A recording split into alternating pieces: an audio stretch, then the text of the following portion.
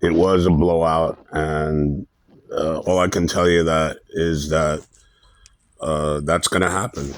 It's just part of sports betting.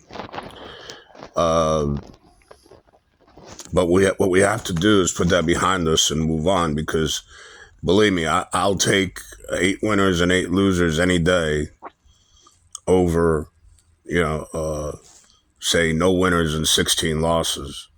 But with that being said, I also bet some live bets throughout last night's action, and I actually came out on the positive side. Uh, I wound up doubling the amount of money that I uh, wagered. So actually, I more than doubled it, almost 1.5 times. So if you like to live bet, I don't always do it, but do I always win at it? No, but I do usually win more times than none with the live betting. Uh, I'm not really a huge fan of the live betting because I think that it's got some hidden disadvantages to it that the books uh, don't want you to know about. I mean, sometimes they inflate lines because one team is starting to take off. They may get up by 5 points, and then all of a sudden the lines are way too high. You know, and then the next thing you know, 5 minutes later, the game could be tied, or the team that was losing is now up by 10. So really, you never know what's going to happen with the live betting. That's why I normally prefer just doing the side and total before the game starts. Another thing I wanted to talk about was proposition bets. Uh, as anyone, if you don't know what a proposition bet is, just Google it, read up on it, do whatever you got to do. But a proposition bet, in my opinion, is one of the worst bets that you could make because it's really really risky, and it is a game of chance. And I really don't know anyone who's making money with proposition bets, and even if they were, I highly doubt that I would get involved in it because there's just too many things that could go wrong during the course of a game where you're betting on a certain player to have X amount of receptions or throw so many passes, catch so many passes, a rush for so many yards, and it's really it's really in the form of flipping a coin. In my opinion, I think you have a much better chance at winning sides and totals before the game starts. Now, with that being said, I have some work to do, and then I'll come back up later with some selections that I'll be wagering on today. And again, this is for information purposes. I'm not trying to sell you anything. I'm not, feel me out, see what you think. If I could help you, fine. If I can't, then, apparently you're doing well enough on your own, or, you just don't need me. But with that being said, right now, see, I bet the overnight line on college basketball, UConn. That is actually my one primo play today on my covers contest. If you don't know what covers is, just Google it. covers.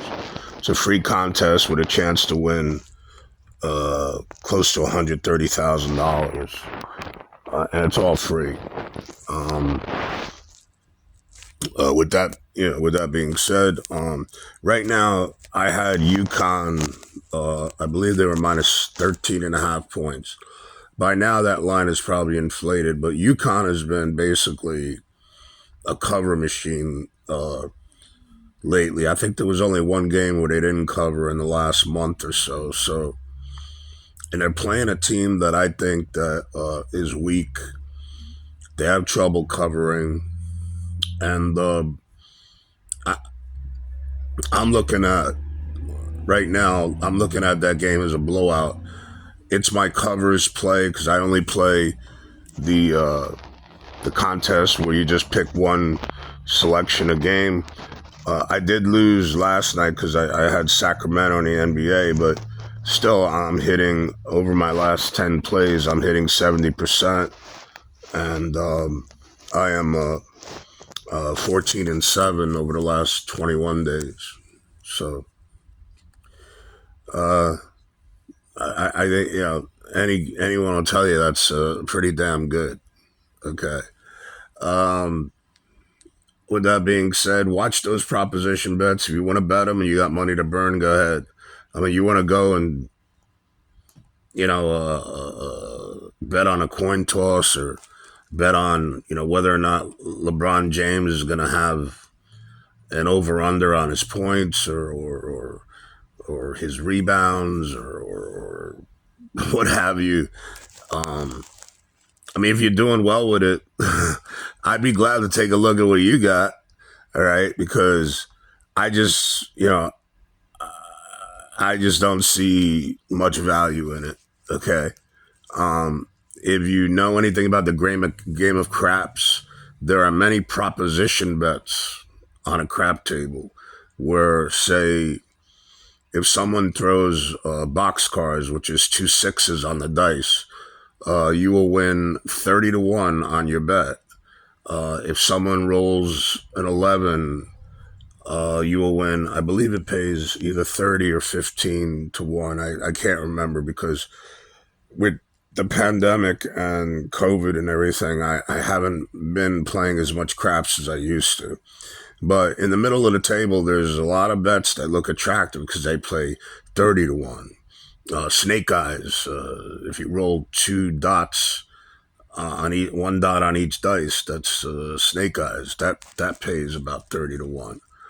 And they have other bets there that try to entice you, and those are proposition bets. Well, now you have tons of proposition bets ever since sports betting became legal in just about every state now in the United States.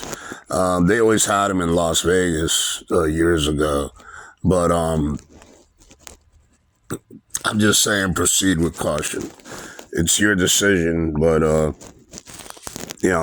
overall, and in order to get, if I'm going to be doing anything live, I would need, if you're interested, I would need your email addresses or telephone numbers so I could just text, what I'm doing out to you.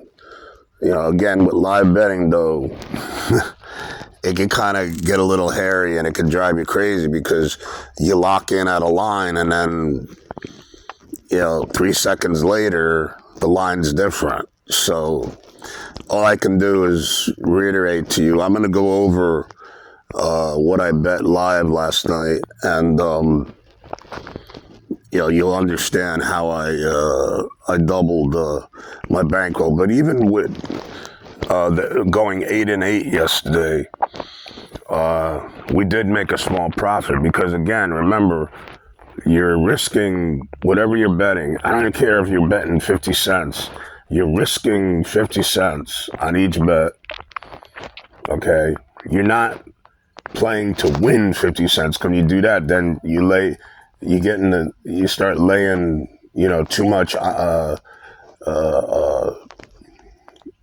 juice, or the edge that the house has over you, which is usually 10% or more.